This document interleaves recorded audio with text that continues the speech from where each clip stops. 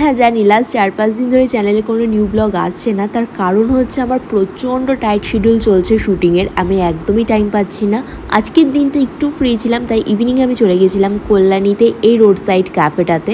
But exact ক্যাফেটার নাম আমি এই মুহূর্তে ভুলে গেছি।